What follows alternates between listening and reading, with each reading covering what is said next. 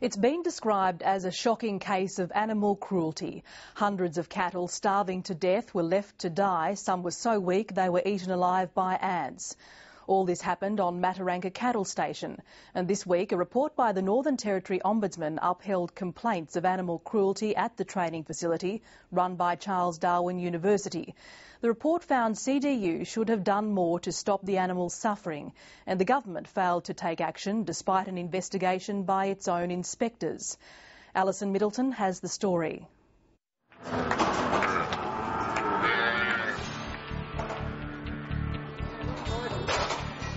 For years, agriculture students have learned the tricks of the trade at Mataranka Station, 400 kilometres southeast of Darwin.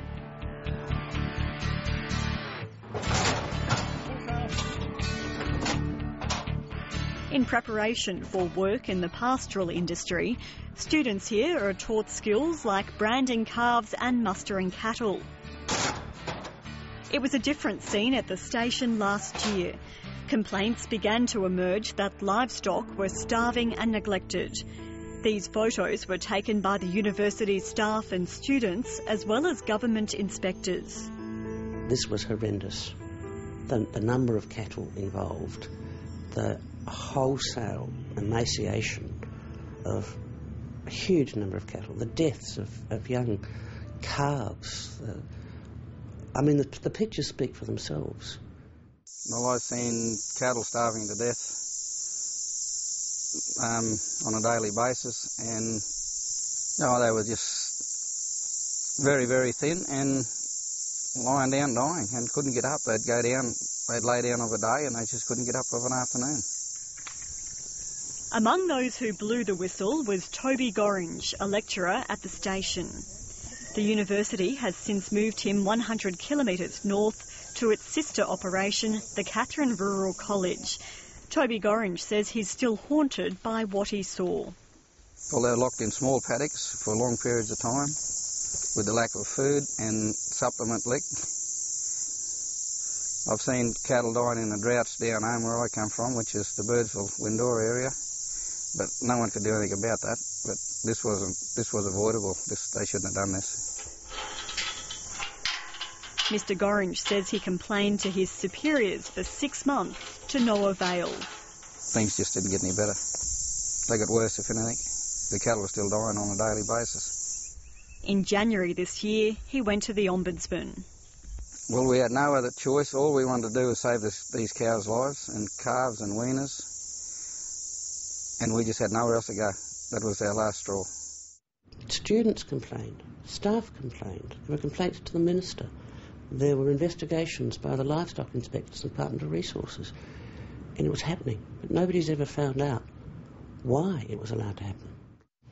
These black marks around its neck are actually flies. Oh. The Northern Territory Ombudsman, Carolyn carried out her own investigation. Her report was released in Parliament yesterday. She found that 800 of the estimated 4,500 cattle at Mataranka Station died last year from starvation and dehydration. There were a number of them who died in awful circumstances, that they'd been allowed to fall to the ground, and instead of being destroyed immediately or fed or looked after, some of them were eaten alive by meat ants, some of them were torn apart by dingoes, and a lot of them just died of dehydration. When the cows come up, we'll get the number of each cow. The Ombudsman said she would have recommended that the then station manager, Ian Gray, be prosecuted, but the 12-month limit for such action had expired. She's urged the government to step up enforcement of the Animal Welfare Act after finding that reports on Mataranka Station by government inspectors had been merely filed instead of acted on. The inspectors that we spoke to gave us very graphic details of how horrible the treatment of these animals was. They were, to some extent, demoralised that there was no prosecution. And I think the report just highlights that there's no point in having a law if you don't enforce it. The Ombudsman also found the university's response once it became aware of the neglect was inadequate. I think they were defensive. I think they didn't move quickly. I don't think they actually understood the severity of the situation and the suffering of the animals. We gave instructions immediately that the difficulties began last September that supplementary feed and additional resources should be provided. Clearly at the station itself, there was a slow response. The university's Vice-Chancellor, Professor Barney questions whether the stock losses were as high as 800. But he says regardless of the exact number, the university recognises too many stock died from neglect. On behalf of the university, we're very deeply concerned and we regret the difficulties that arose at Mataranka Station during the period you've identified. The Ombudsman's report has indicated that the primary reason was the actions of the station manager at the time, compounded by, within the university, poor communication.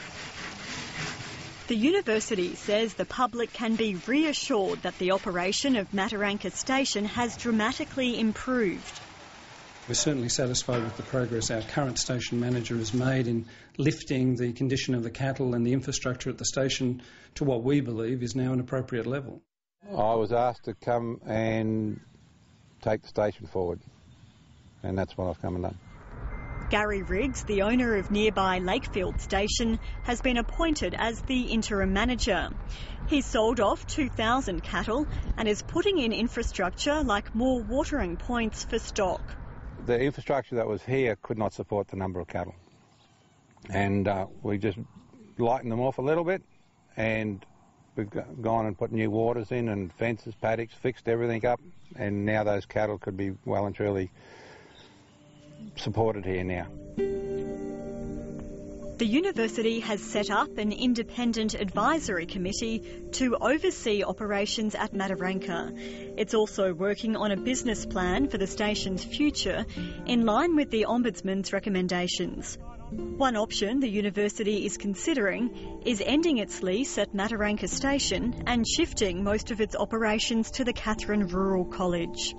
I think what this unfortunate set of circumstances demonstrates is that a university involved in a working cattle station, particularly in the Northern Territory, particularly with the relative isolation of Mataranka from other parts of the university, does provide a risk environment that is difficult for us to manage. They must change it. It's no good the way it is. How you going, old girl? It's followed up properly, not ignored and told that you don't know what you're talking about, when you clearly you do.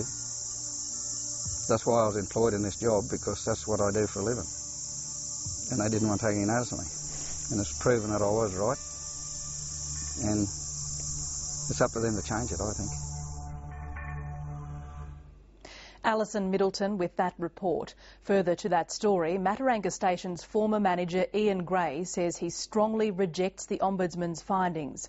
Mr Gray disputes that 800 cattle died. He says the mortality rate was far less than that and below what might be expected on any territory cattle station.